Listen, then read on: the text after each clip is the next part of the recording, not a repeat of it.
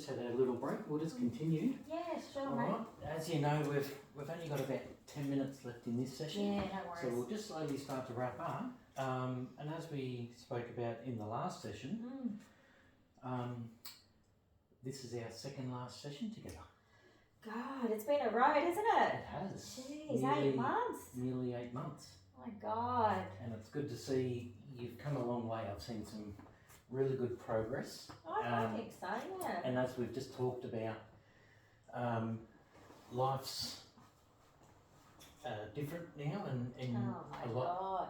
a lot nicer since you've gotten rid of the issues when you first came here. Mate, I was only thinking the other day when I first walked in here, I really didn't want to be here. No offence, but I just couldn't believe the mess my life was in. Oh, Jesus, so hung up over the divorce and God, I feel like I'm a different person now. We've all credit to you. Like I just was thinking, God, I don't even recognise that bloke who came in here all that time ago. You know, I feel like I've been able to switch my thinking a bit about. I just couldn't understand. I was such a mess over the end of my marriage, but I can see that I've changed now. I've even just started dating again, which is I didn't think I'd be able to do that. That's great.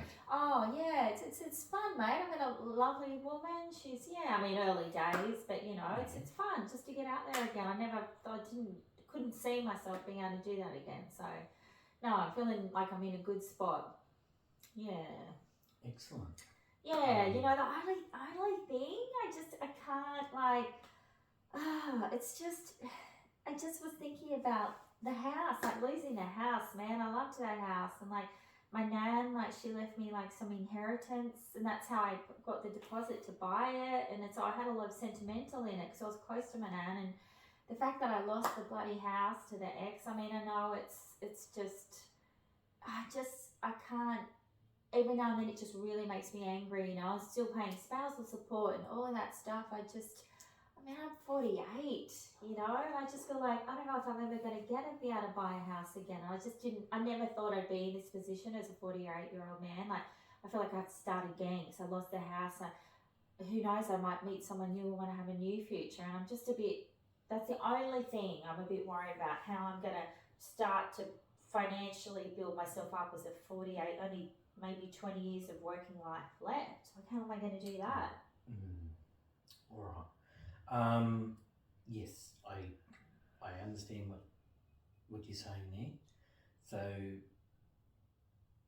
life's changed a lot in these last 8 months. Sure has. You've come a long way. Yeah. You're feeling really positive. I am. And enjoying life a lot more. Yeah. But still having difficulty about the loss of the financial money it's from your just, grandmother and the house. it's hard at my age. It's not like when you're 25 and you've got your whole working life ahead of you to pay off your house. It's, you know, I mean, yeah, I am only 48, but still houses are so much more expensive now than when I first got in all that time ago. And yeah, it's not a big thing. It's not eating at me. It's just kind of like, how am I going to do this again? How am I going to start again? Yeah. Yes, okay. And you're a little bit concerned and worried?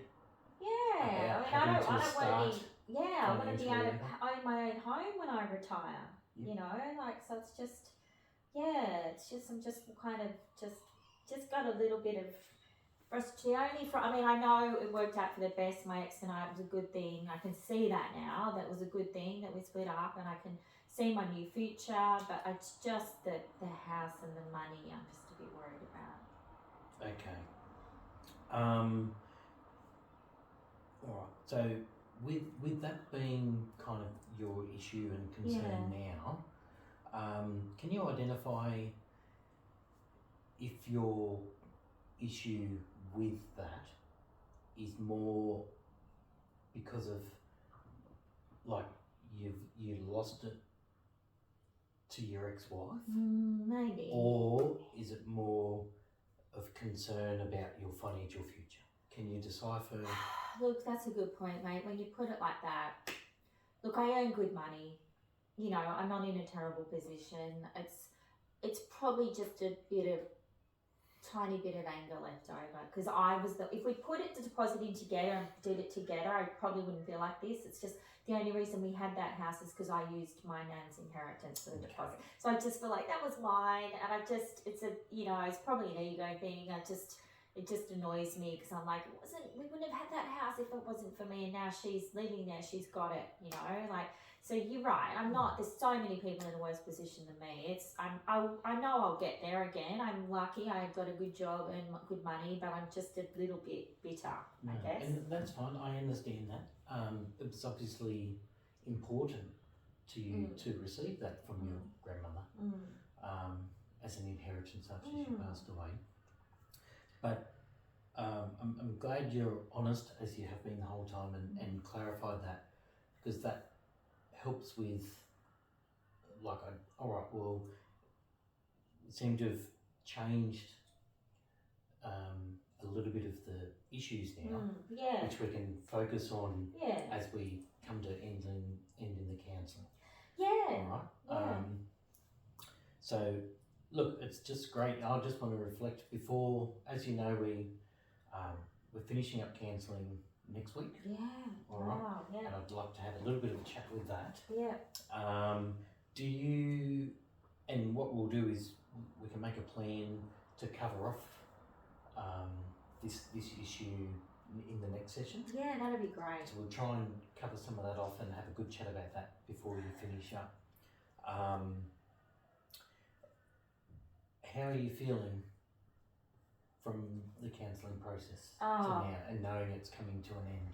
I'm ready, like I feel like, I mean, it's been a ride. I didn't really want to come in at the beginning, and now, and a few weeks, you asked me a few weeks ago, I don't know if I would have wanted to leave, but I just feel like the timing's right. I'm getting back out there in the dating world.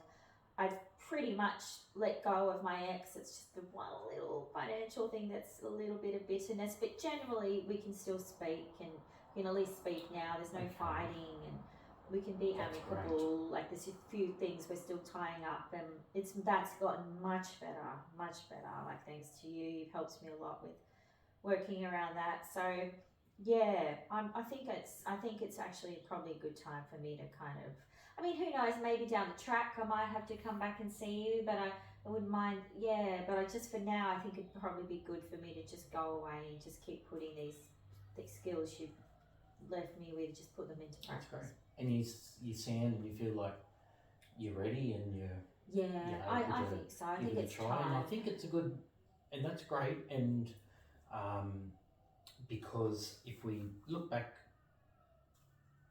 for the reasons why you've come into counselling, as far as the separating from your wife and having to move out, it's I've seen a lot of growth in you, and it's great to see that you're no longer affected by that, and that you're ready to move forward without counselling. That shows real growth, and I'm glad to see that, and I'm Thanks, mate. happy to support that.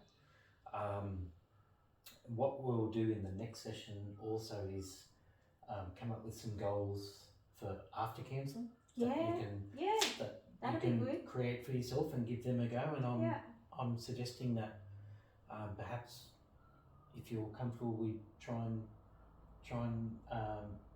give it about 6 months. Try and then come back and just check in. Well, if you need to. I mean, you could always just reach out. Thanks. Even we give it a try for 6 months. And see how you go. Obviously, I'm still going to be here, and I would encourage you, if you need my assistance or our support here before then, or any time during that time, please, going to be available, and more than happy to help you. But I strongly believe you're going to be fine, and we can create some good goals and put some plans in place that will help support you to do that. Thanks, mate. All right. Yeah, that sounds like a good idea. Yeah. So just quickly before we wrap up today, if we were to have a bit of reflection on the issues when you first started coming in here to where you are now, Are you able to see how it affected you back then compared to now? Oh, now? God. Jeez, that poor bastard who came in here, like, yeah, I just couldn't believe it. I wasn't ready for my marriage to end. It hit me just out of nowhere. I didn't see it coming, mate. But yeah, I've been able to sort of sit back and take in some time, as you know, but been able to see it actually, I can honestly say it was for the best now, and I can see that we both made mistakes. Feel like we're both probably better people now, coming out the other side of it, but ready to move on. Yeah, just start some new things and start a new life with, yeah, bit better, much better now. Good, yeah. And you're able to see how those issues like affected you and the decisions you made before, how it impacted on your life. Oh man. And do you think, as a result of counselling and all the work we've done, moving forward, you'll be able to identify some of, like, when there's issues there, you'll be able to identify and be able to think so. I think I'm definitely look at how that may impact on your life and some of the decisions you may make. Yeah, I'm definitely much more self-awareness now, that's for sure, and better listener, you know, really just not jumping into talk straight away, just listening to what someone's really saying and not planning my response, those sorts of things that we talked about. Like, I think, yeah, I feel like I can probably have my next serious relationship was probably be a bit more, I don't know, I just think I'll approach it a bit differently than my marriage. Okay, good. And it's very exciting to hear that you're in a new relationship. Yeah, so I mean, wish you all the best with that. Thanks, mate. Yeah, it's fun to be out there again. Yeah. Excellent. So if you're happy, we will finish up one here more today. session, one more to go. We'll finish that next session, and we'll use that session to plan for how things for you after counselling. And sounds like a plan, mate. This would be great. All right. Thank you, Matthew. Thanks, mate. Catch you next time. Will do. Bye.